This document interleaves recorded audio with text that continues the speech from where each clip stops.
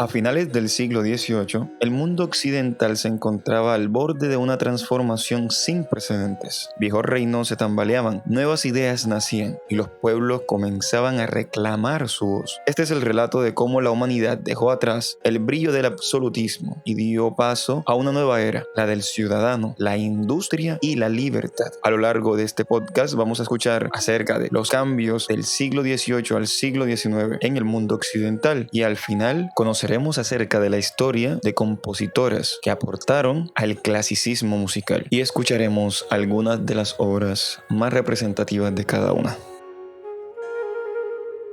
El final del antiguo régimen.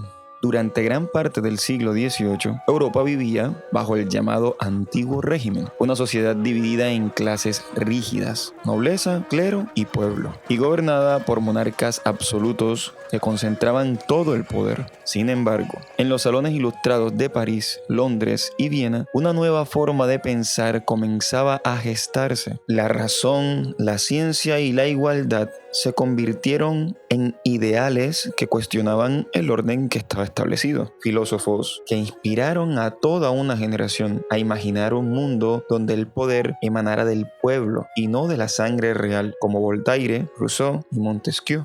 Fue entonces cuando París ardió. En 1789, el pueblo francés se levantó contra los excesos del absolutismo y proclamó los derechos del hombre y del ciudadano. Las cabezas rodaron, los palacios cayeron. Con ellos también la idea de que los reyes eran elegidos por Dios. La Revolución Francesa no solo cambió Francia, encendió una chispa que se extendió por toda Europa y América, inspirando movimientos de independencia y reformas políticas profundas. De aquel caos emergió un líder, Napoleón Bonaparte. Con su genio militar y su ambición, conquistó gran parte de Europa y difundió las ideas revolucionarias, aunque bajo su propio mando autoritario. El mapa del continente se redibujó y los viejos imperios comprendieron que nada volvería a ser igual. Mientras Europa se sacudía políticamente, en Inglaterra una revolución de otro tipo estaba ocurriendo, la revolución industrial.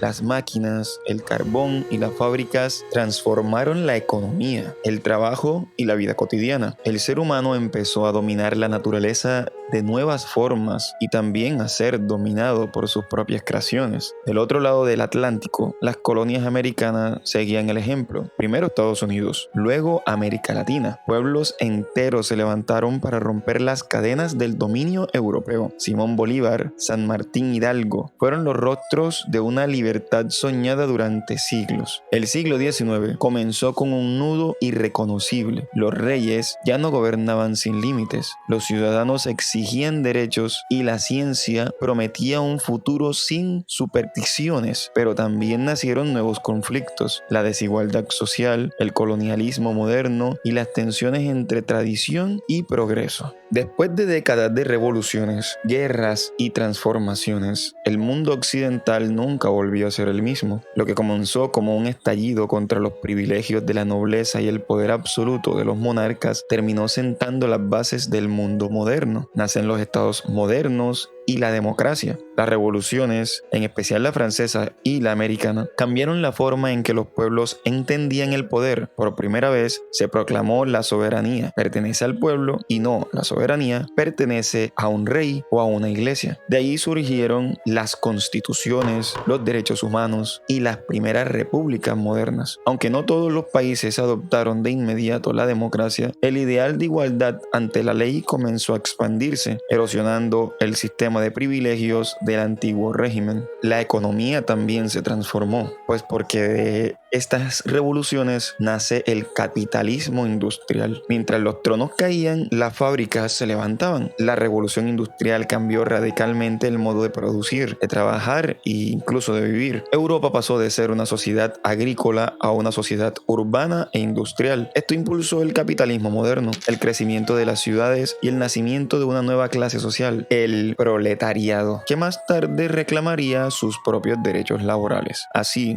el cambio político europeo se unió al cambio económico, dando origen a un nuevo orden mundial basado en la industria, el comercio y la innovación. Sin embargo, la nueva libertad tuvo sus sombras. Las potencias europeas, ahora industrializadas, buscaron nuevos territorios y mercados, dando lugar al imperialismo del siglo XIX. Mientras en Europa se hablaba de igualdad y progreso, en África, Asia y América Latina se imponían nuevas formas de dominación. La libertad que algunos conquistaron, otros la perdieron bajo nuevas banderas. Las revoluciones no solo cambiaron la política, también transformaron el pensamiento, la educación y el arte. La ilustración abrió el camino a la ciencia moderna, al pensamiento crítico y al cuestionamiento de la autoridad. El arte y la música reflejaron ese espíritu. El clasicismo dio pasos al romanticismo, que celebraba la libertad, la emoción y la rebeldía. En ellas se pueden encontrar figuras como Beethoven o Goya, que fueron testigos de una Europa que se debatía entre el orden y la pasión,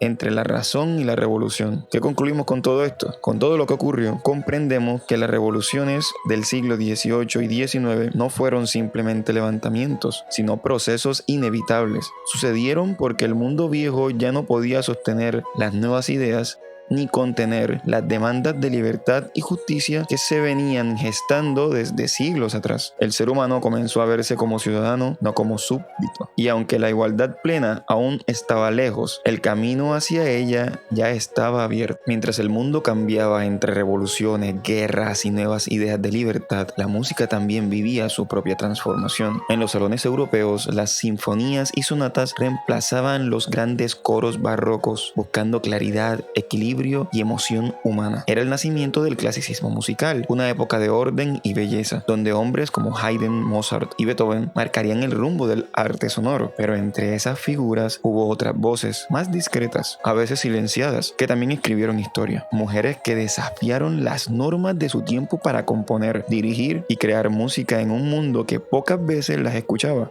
Mujeres como María Antonia Walpurgis, María Teresa de Acnesis, Marianne von Martínez. María Antonia Walpurgis, princesa, cantante y compositora alemana. Desde la corte de Dresde compuso óperas como Il Trionfo della Fadelta y Talestri, Regina delle Amazzoni, obras que combinaban elegancia barroca con la claridad del clasicismo. También estuvo María Teresa de Acnesis en Milán. Esta compositora italiana unió la razón ilustrada con la sensibilidad musical. Hija de una familia culta, escribió óperas como Ciro in Armenia y Il Re Pastore, mostrando una fina transición entre el barroco tardío y el nuevo estilo clásico. Por otro lado, Marianne von Martínez, en Viena, el corazón del clasicismo, brilló Marianne Martínez, discípula de Haydn y amiga de Mozart. Compuso sinfonías, sonatas y obras corales con una maestría digna de los grandes nombres de su tiempo.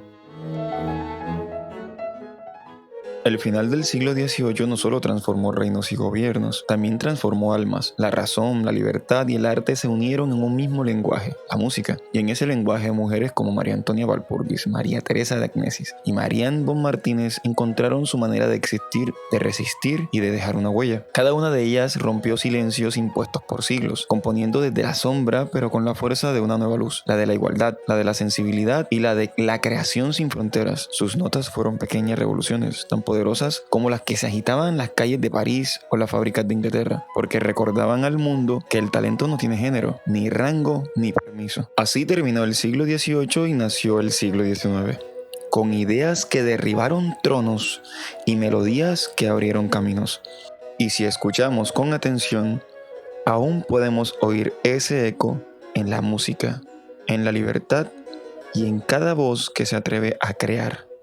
Porque toda revolución, al final, también se escucha.